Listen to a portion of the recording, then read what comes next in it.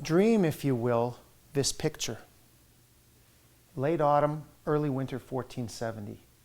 Warwickshire, England, the manor of Newbold Revel. See, if you will, this vision. This manor, a hall, a king, a duke, an earl, a knight. The king is the Lancastrian Henry VI, tired, frail, only recently readapted October the 3rd, 1470. Richard Neville, Earl of Warwick, and George, Duke of Clarence, effectively rule his kingdom. The knight is Sir Thomas Malory, only recently pardoned and released from Newgate Prison for his part in Neville's 1468 conspiracy to overthrow Edward IV, a conspiracy realized in 1470 with the capture and exile of Edward, achieved in part with the help of Edward's disaffected younger brother, George, Duke of Clarence. Well, why are we here? Why are we here in Newbold Revel, in Warwickshire? Thomas Malory. Sir Thomas Malory, compiler of perhaps the best-known collection of English Arthuriana.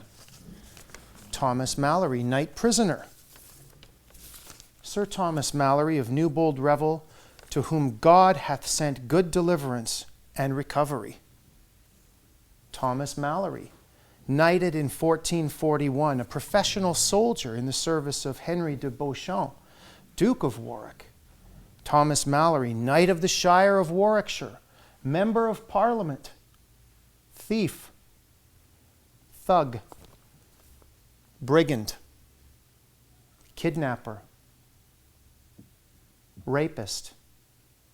Although he was likely charged with raptus for twice having consensual sex with the same married woman whose husband, shall we say, didn't approve of the liaison.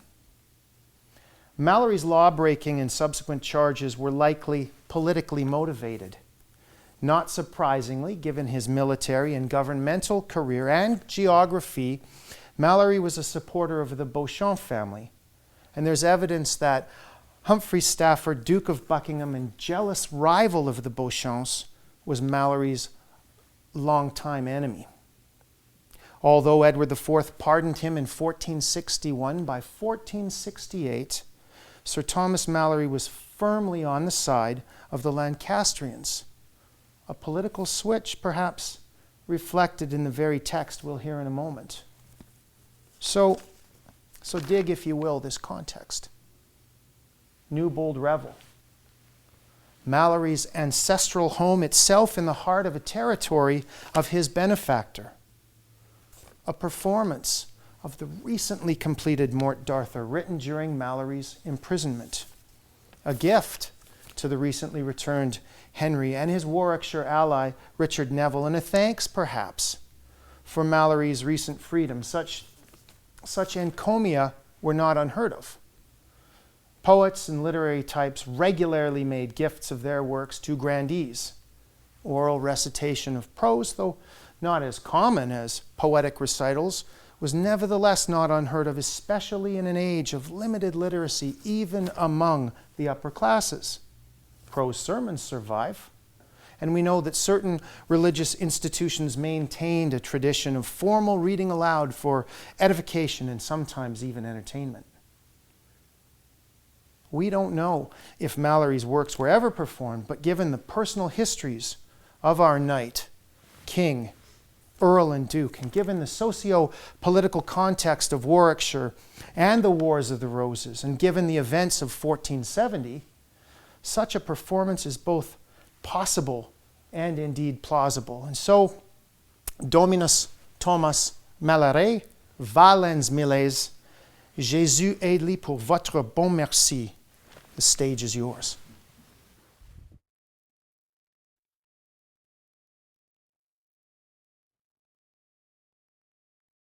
As Sir Modred was ruler of all England, he did do make letters as though they came from beyond the sea. And the letters specified that King Arthur was slain in battle with Sir Lancelot, Wherefore Sir Modred made a parliament, and called all the lords together, and there he made them to choose him king. And so was he crowned at Canterbury, and held a feast there 15 days. And afterward he drew him unto Winchester, and took the Queen Guinevere, and said plainly that he would wed her, which was his uncle's wife and his father's wife. And so he made him ready for the feast, and the day prefixed that they should be wedded. Wherefore Queen Guinevere was passing heavy, but she durst not discover her head, but spake a fair and a great to Sir Modred's will. And because of her fair speech, Sir Modred trusted her well enough, and gave her leave to go. And so, when she came to London, she took the tour of London, and suddenly, in all haste possible, she stuffed it with all manner of victual, and well garnished it with men, and so kept it. And when Sir Modred wist and understood who he was beguiled, he was passing wroth out of measure, and a short tale for to make, he went and made a great siege about the tour of London, and made many great assaults thereat, and threw great engines upon them, and shot great wounds. But all might not prevail Sir Modred, for Queen Guinevere would never for fair speech, nor for fool, would never trust to come in his hands again. Then came the Bishop of Canterbury, the which was a noble clerk and an holy man. And thus he saith unto Sir Modred, Sir, what will ye do? Will ye first displease a God and sit in shame yourself and all connected? Is not King Arthur your uncle, no farther than your mother's brother, and on here himself King Arthur begat you on his own sister? Therefore, who may ye wed your father's wife? Sir, leave this opinion, or he will curse ye with book and bell and candle. Pace, thou false priest, sighed Sir Modred. With you well he shall defy thee. Sir, sighed the bishop, and with ye well he shall not fare me to do that me ought to do. Also ye knows where me Lord Arthur is slain, and that is not so. Therefore you shall make a fool work in this land. Pace, thou false priest, sighed Sir Modred. For an thou chaff me any more, you shall make streak off thee head. Then the bishop departed, and did the coursing in the most ugliest wist that might be done. Then Sir Modred sought the Bishop of Canterbury for to have slain him. Then the bishop fled, and took part of his goods with him, and went nigh unto Glastonbury, and there he was a priest hermit in a chapel, and lived in poverty and holy prayers, for he well understood that mischievous war was at hand. Then Sir Modred sought on Queen Guinevere be letters and sons, be fair mains and fool mains, for to have her come out of the Tour of London.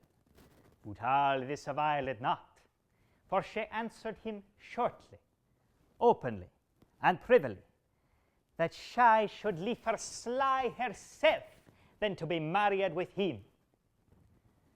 Then come a word to Sir Modred, that King Arthur had arisen at the siege of Sir Launcelot, and was coming homeward with a great host to be avenged upon Sir Modred. Then Sir Modred made right reach to all the barony in his land, and drew much people unto him. For then was the common voice that with King Arthur was none other liefer, but war and strife, and with Sir Modred was great joy and bliss. Thus was Arthur the proud, and evil said of, and many there were that King Arthur had made above knocked, and given them lands, meek not then say him a good word. Lo, all ye Englishmen, say ye not what mischief here was? He who was most king and canict of this world, and most loved the fellowship of fellow canics, and be him they were all upholden. Make them not do hold them content with him? Lo, was thus the old custom and usage of this land. Also men say that we of this land have not forgotten this custom and usage. Alas, this is a great default of us Englishmen, for there may no thing please us no term. Thus fared the people of England at that time. They were better pleased with Sir Mordred than with King Arthur. And much people drew unto Sir Mordred, and said they would abide with him for better and for worse. And so Sir Mordred drew with his host to Dover, and the most part of England held with Sir Mordred. The people were so Newfoundland. And so, as Sir Mordred was at Dover with his host, there came King Arthur with a great navy of ships and galleys and carracks. And there stood Sir Mordred ready awaiting upon the landing, to let his own father to land upon the land that he was king over. Then was there launching of great boats and small, and full of noble men-at-arms, and many good knights were slain, and many a full bold baron was laid full low on both parties. But King Arthur was so courageous that there beat no manner of canics to let him land, and his canics fiercely followed him. Thus they landed maugre Sir Mordred and all his poor, and put Sir Mordred aback, that he fled, and all his people. Then King Arthur let bury his people that were dead. Then was the noble Sir Gawain found in a great barge, lying more than half dead. And when King Arthur wist that Sir Gawain was laid full low, then he went unto him, and there he made sorrow out of measure, and took Sir Gawain in his arms, and thrice he swooned. And when he awaked, then he said unto him, Ah, Sir Gawain, my sister's son, here now thou liest, the man he loved most in this world. And now is me joy gone from me.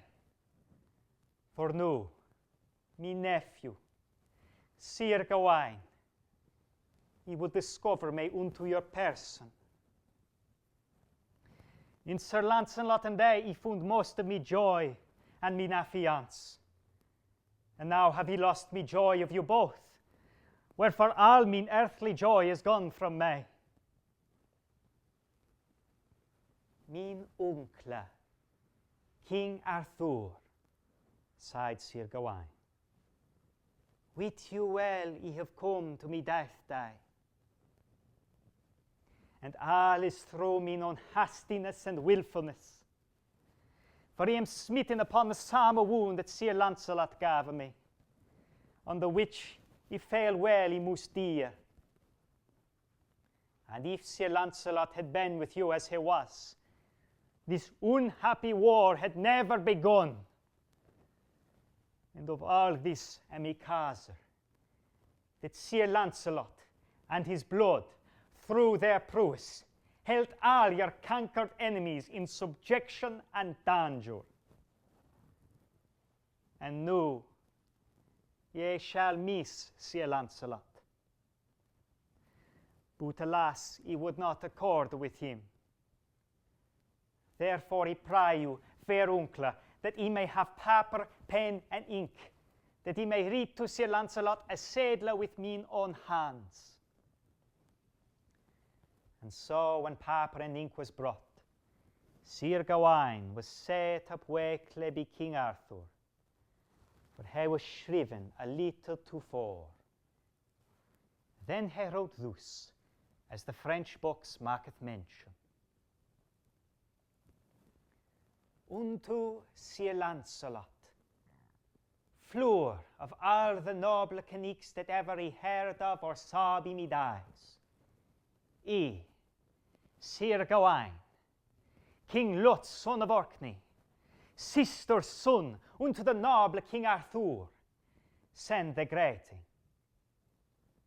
And let they have knowledge that on the 10th day of May he was smitten upon the same wound that thou gavest me afore the city of Benwick, on the which he feel well he most dear. And he will all the world wit that he, Sir Gawain, knight of the Table Round, sucked by death, and it was not fro thee deserving, but it was me own seeking. Therefore I pray you, Sir Lancelot, to return again to this realm, and say me tomb, and pray some prayer more or less for me soul. And on the day as this saddler was written, he was hurt to the death on the same wound, the which he had of thee hand, Sir Lancelot, for of a more nobler man might he not be slain. Also, Sir Lancelot, for all the love that ever was betwixt us, make no tarrying, but come across the sea in all haste, that thou mightst with the noble knights rescue that noble king that made thee knight, that is my lord Arthur. For he is full straitly bestowed with a false traitor, that is my half-brother, Sir Modred. And he hath let crown him king, and would have wedded me lady, Queen Guinevere, and so he had she not put herself in the Tour of London. And so, on the 10th day of May, last past, me Lord Arthur and we all landed upon them at Dover, and there we put the false traitor Sir Modred to fleet, and there it misfortuned me to be stricken upon the stroke. And this was on the day that this letter was written, but 2 hours and a half afore me death, and written with mine own hands, and so subscribed with part of me heart's blood. And I require thee, most famous knight of the world, that thou wilt say me to. Then Sir Gawain wept, and King Arthur wept, and they swooned at both. And when they awaked both, King Arthur led Sir Gawain to receive his savior. And Sir Gawain prayed to the king to send for Sir Lancelot, and to cherish him above all other knights.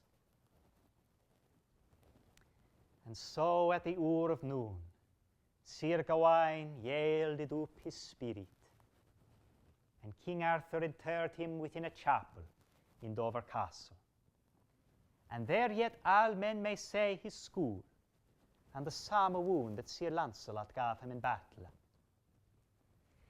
Then came a word to King Arthur that Sir Modred had picked a new field upon Barnham Doon.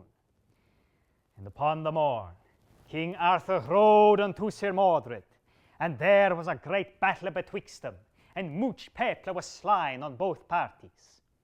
But at the last, King Arthur's party stood best, and Sir Modred and his party fled unto Canterbury.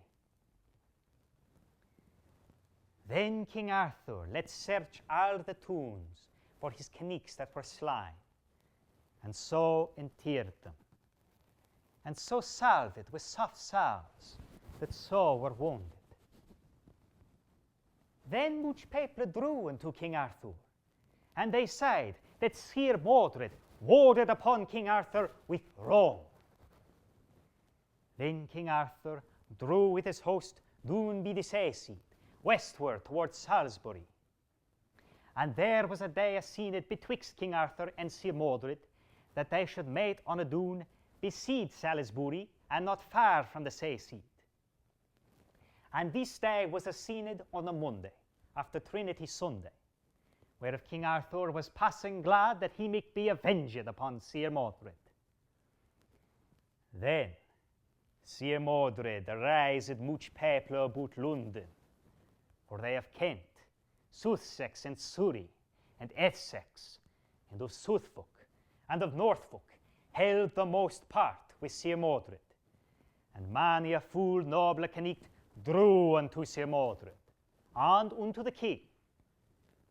But they that loved Sir Lancelot drew unto Sir Modred. And so upon Trinity Sunday at night, King Arthur dreamed a wonderful dream, and that was this: that himself he sat upon a chaflet in a chair, and the chair was fast to a whale. And thereupon King Arthur sat in the richest cloth of gold that might be made. And the king thought that under him, far from him, was an hideous, deep, black water. And therein were all manner of serpents, and worms, and wild beasts full and horrible. Then the king thought the whale turned upside down, and he fell among the serpents, and every wild beast took him by the limb, and he cried out as he lay in his bed and slept, "Help!" Then his knights, squires, and yeomen awoke at the king, and he was so aghast that he wist not where he was. Then he fell slumbering again. And the king said verily that Sir Gawain come unto him with a number of fair ladies with him. And when the king saw him, then he said unto him, "Welcome, me nephew. He wins thou hadst been dead, but now he said he live. Much am I beholding unto Almighty Jesu. Oh, fair nephew, and me sister's son, what be these ladies that be come with you?" "Sir," said Sir Gawain, "all these be ladies that he foughten for when he was man living, and all these he did battle for in righteous quarrel.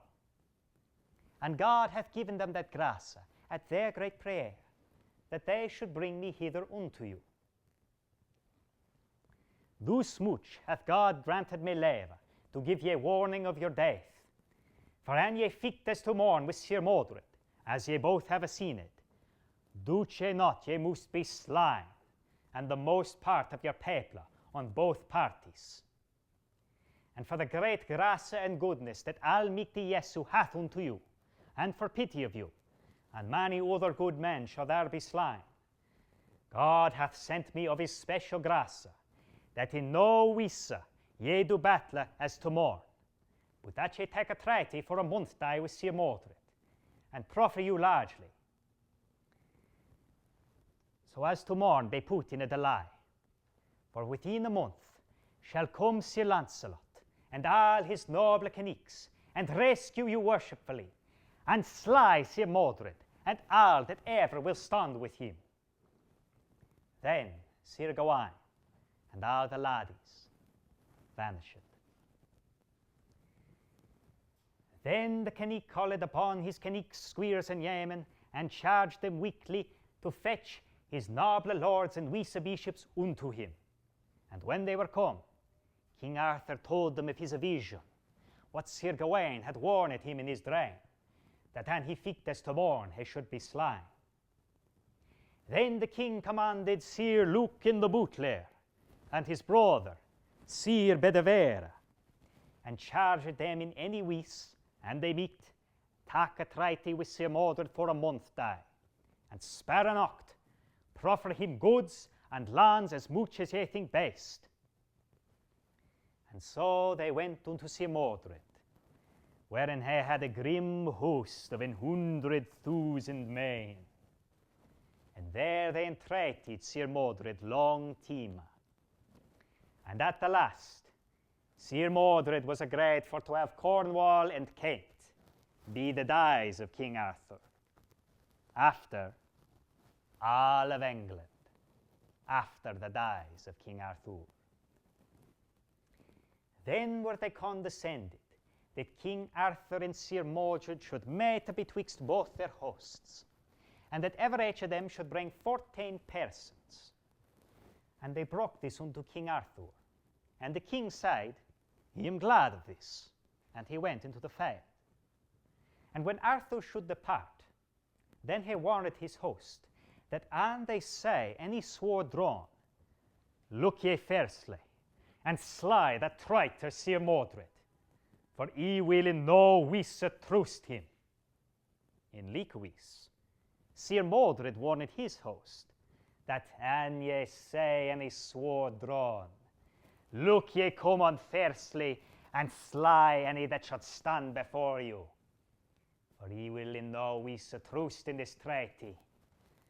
For he well can know my father will be avenged upon me. And so they met, as their appointment was. And so they were agreed and accorded, and wine was brought, and they drank. Right soon came an adder out of a little heath bush, and stung a Knight on the foot. And when the Knight felt him stung, then he looked down and saw the adder, and drew his sword to slay the adder, and thought of none other harm. And when the leaders of both hosts saw that sword drawn, then they blew bams, trumpets, and horns, and shouted grimly. And so both hosts dressed them together. And King Arthur took his horse and said, Alas, this unhappy day! And went unto his party, and Sir Modred in like wise. Then was there never a more dolorful battle in no Christian land, for there was but rushing and reading, fighting and striking, and many a grim word was shooted either to other, and many a deadly stroke. And King Arthur rode unto the battle of Sir Modred many times, and did full nobly, as a noble king should, and at all times he fainted never. And Sir Modred put him in a devour and great peril that day. And so they fought all the long day, till the noble Knights were laid to the cold earth.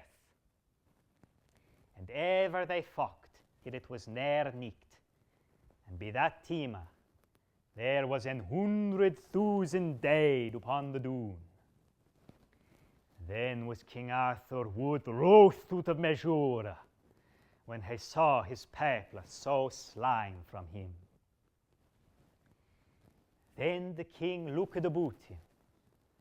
Then was he ware of all his host, and all his good Knights were left none alive, but 2 Knights. That one was Sir Lucan the butler, and his brother Sir Bedivere, and they were both full sore wounded. Jesu mercy, sighed the king. Where are all me noble Knights become? Alas, that ever I should say this doleful day, for now have he come to me named. But would to God he wis where were that traitor Sir Modred, that had caused all this mischief. Then was King Arthur ware, where Sir Modred leaned upon his sword, among a great heap of dead men. Now give me spare, sighed King Arthur. For yonder ye have espied the traitor that all this woe hath wrought. Sir, leave him be, sighed Sir Lucan, for he is unhappy. And if ye pass this unhappy day, ye shall be right well revenged upon him. Me good Lord, remember ye of your next dream, what Sir Gawain warned you of tonight. For God hath preserved you hitherto. Therefore, me good Lord, leave off be this. For blessed be God, ye have won the field. For we be three here alive, and with Sir Mordred is none alive. And if ye leave off now, this wicked day of destiny is past. Tide me death. Be tide me life, sighed the king. For yonder ye have seen him, he shall never scap mine hands. For at better avail he shall never have him. God sped you well, sighed Sir Bedivere. When the king got his spear in both his hands, then he ran unto Sir Mordred, shooting, Traitor! Now is the death day come. When Sir Mordred heard this, then he ran unto the king with his sword drawn. And there the king smote Sir Mordred with the foin of his spear, under the shield, through the body more than a fathom. And when Sir Mordred felt that he had his death wound, then he thrust up with all the might that he had to the bore of King Arthur's spear. And there he smote his father Arthur with his sword in both his hands, on the seat of the head, through the helmet and the brine pan. And therewithal Sir Mordred fell stark dead to the earth. And King Arthur swooned to the earth. And there he swooned off Thames.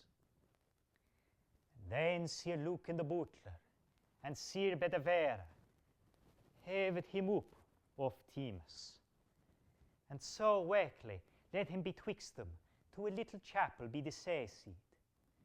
And when the king was there, he thought him well aised. Then heard they people crying in the field. "Now go thou, Sir Lucan," sighed the king, "and do me to wit what betokens that noise in the field."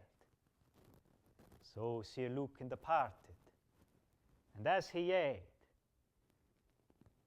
he saw and hearkened by the moonlight who that pillars and robbers had come into the field, to peel and to rob many a noble knight of brooches and beds, and of many a good ring, and of many a rich jewel. And when Sir Lucan understood this, he came unto the king as soon as he might, and told him what he had heard, and sang, "Therefore be me rede, it is best we bring you to some tune." "I would it were so," sighed the king. "But he may not stand, mine head works so." "Ah, Sir Lancelot, today have I sorely missed ye. Alas, that he ever was against thee, for now have I me named, as Sir Gawain me warned in me dream." Then Sir Lucan took the king up the one apart, and Sir Bedivere the other part, and the king swooned with the lifting.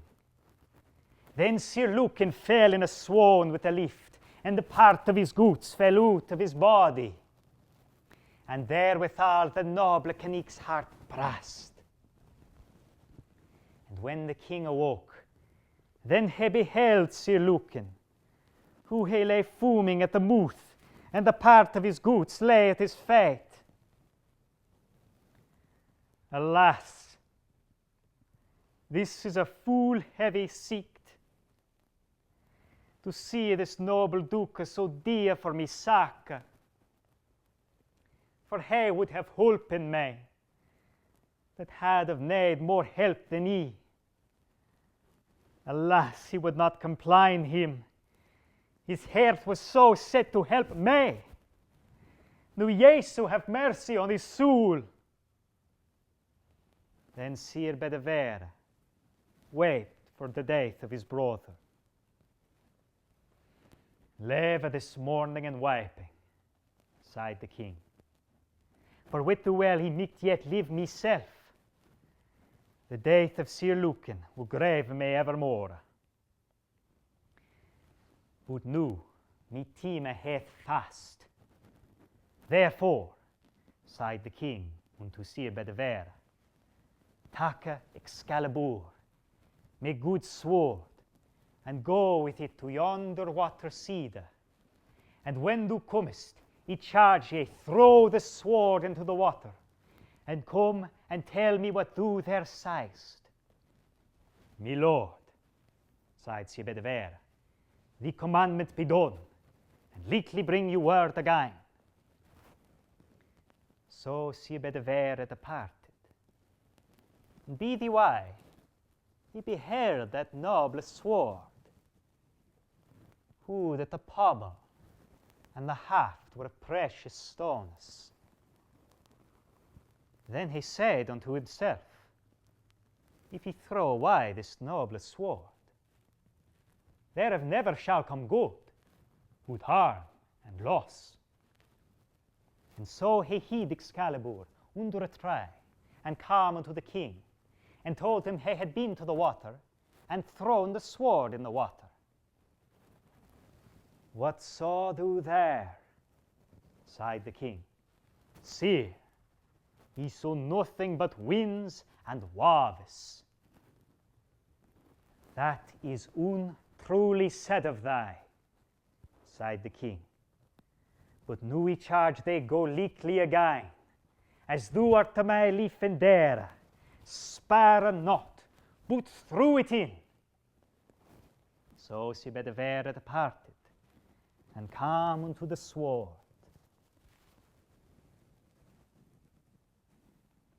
And then he thought him sin and shame to throw away that noble sword. And so he oft hid it again, and came unto the king, and told him he had been to the water, and done his commandment. What saw thou there? Sighed the king. Sir, he saw nothing but the waters wap and the waves wan. Ah, traitor untrue, sighed the king. Nu hast thou betrayed me twice. And who would have wanted that? Thou that art to me so lief and dear. And thou art nabbed and noble connect, and would have betrayed me for the richness of the sword. But nu I charge thee go lightly again, for the long tarrying hath put me in great jeopardy of me life, for I have taken cold. And but if thou do nu as I bid thee, if ever I may say thee, I shall slay thee with mine own hands. For thou wouldst for the richness of the sword say me dead. So Sir Bedivere departed, and came unto the sword, and lightly took it up, and went unto the water, and there he threw the sword as far as he might. Then appeared an arm and an hand above the water, and made it, and cocked it, and shook it thrice, and brandished it. Then disappeared the hand with the sword in the water. Then Sir Bedivere came unto the king, and told him what he had heard and seen. Alas, sighed the king, help me hence, for I dread I have tarried over long. So Sir Bedivere took the king on his back, and went with him to that water cedar. And when they were at that water cedar, even fast by the bank hovered a little barge with a number of fair ladies in it. And among them all was a queen, and all they had black hoods on, and all they wept and shrieked when they saw King Arthur. "No, put me in the barge," sighed the king. And so he did softly. And there received him 3 queens in great mourning. And there they set them down, and in one of their laps the king laid his head. Then that queen said, "Ah, dear brother, we have ye tarried so long from me. Alas, this great wound hath cocked over much cold." Then they rode from the bank, and Sir Bedivere beheld those ladies go from him. "Ah, my lord, what may become of me now that ye go from me and leave me here among mine enemies?"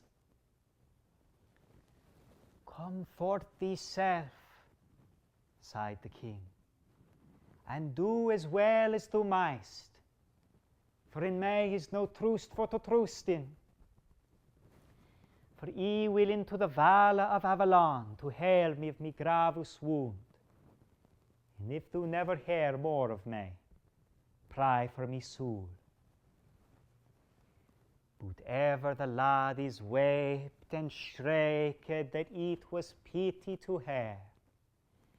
And when Sir Bedivere lost sight of the barge, then he wept and wailed, and so took the forest. And so he went all the night, and upon the morn he was war betwixt 2 holts hoar of a chapel and an hermitage. Then was Sir Bedivere glad, and so he went hither.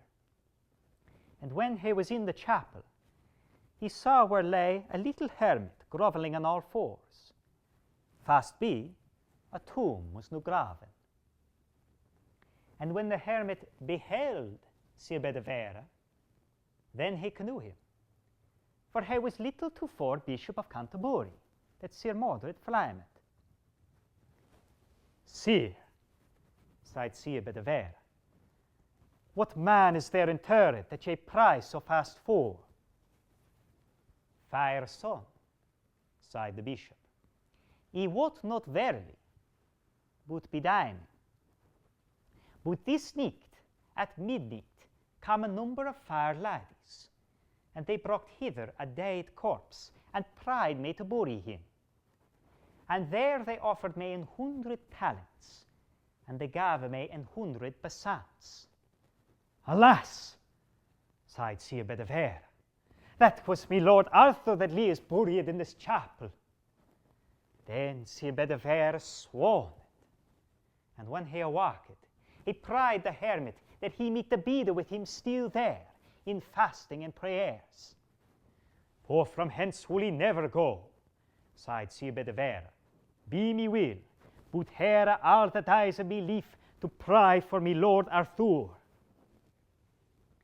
"Ye are most welcome to me," sighed the bishop, "for I can know ye well better than ye ween that ye do. Ye are the bold Bedivere, and the full noble Duke Sir Lucan the Butler was your brother." Then Sir Bedivere told the hermit all as ye have heretofore. And so bode Bedivere with the hermit that was little to fore Bishop of Canterbury.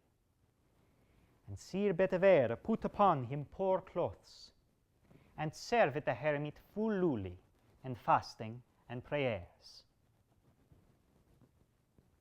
Thus more of Arthur if he never in books that be authorized. No more of the very certainty of the death of Arthur heard he never read, but that a ship led him away, wherein were 3 queens, that one was the king's sister, Queen Morgan le Fay, t'other was the Queen of North Gallis, the third was the Queen of the Wasterlands. Also there was Nimue, the chief lady of the Laka, that had wedded Peleas, the good Canicht. And that lady had done much for King Arthur, for she would never suffer Sir Peleas to be in no place where he should be in danger of his life. And so he lived to the uttermost of his days with her in great rest. No more of the death of Arthur could he never find, but that ladies brought him to his burials, and that one was buried there, and that hermit bare witness that some time was Bishop of Canterbury. But that hermit knew not in certain that he was verily the body of King Arthur. For that tale, Sir Bedivere, Knight of the Table Round, made it to be written.